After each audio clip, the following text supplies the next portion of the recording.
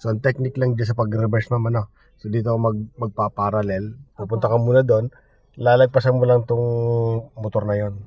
Kailangan, pag atras mo, madikit tayo dito. Doon sa bato. So, sa ngayon, pwede ka nang lumapit doon. Dikit-dikit mo ng konti. Yung hindi ka nasasabit. No? So, hanggang malagpasan mo lang yan. Yan, ibaba mo naman. Left side. Yan, okay na. Tama. Kasi paglapit natin na yan, kailangan malagpasan mo lang ito. Ano pa? Yan, dikitan mo na unti-unti itong kanan. Yan, sa miro ka dito. Yan. Sige pa. Okay. Lagpas pa. Kailangan dumikit tayo dito kasi babawi ka mamaya. So, pwede ka sumabit niya sa kabila. Yan, diretso ka po. Yan, sige pa. Sige pa. Sige pa. Yan. Ayan na, pwede mo nang nipisin na yan. Lagay mo sa reverse.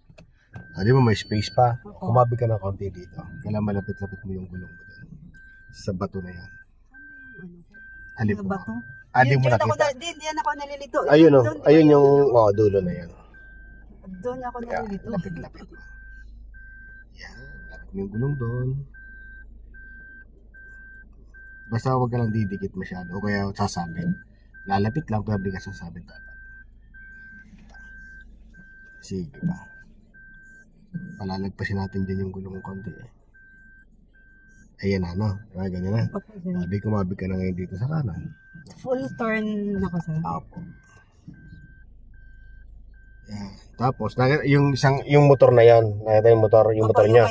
Lalagpasan nyo lang mo yan. Kailangan di ko makita. Bibigyan kita ng ano pa dyan, ng isa pa palatandaan. Yung poste na yan, pwede na yan.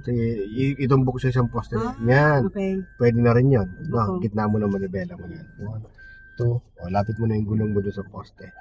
Yan. Ay, sa guhit na lang pala. No, kasi sabi mo, may allowance dapat. No? Yan, diretso lang po, sa guhit. Yan. Sige lang po. Lalapit mo natin yung gulong sa guhit.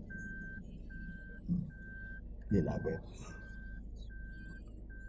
Sige ba? Yun. Saka todo manibela dyan ang kaliwa. Ayan, eksakto lang yan. Pasok yan. Yan. Diba? Mapantay na yan. Opo. Parang masyadong malayo. Panti pa. Okay, parang stop. malayo. Yan nasa guhit lang. Pero kung gusto mo pang medyo dikit dito, ang gagawin natin, atras ka pa ng konti. Pero kung sabi mo nga, yung allowance na may allowance dito, ganyan pinaka-the best. Tingnan mo dyan sa kung nakalabas ang sakyan mo. Sa bagay, Hindi naman. Hindi naman. So, mas okay na po yan. Kasi kung sasagad natin dito, hindi na makakadaan dito kasi papatukan ng manok. Mga alaga niya. Ayan, pwede na po yan.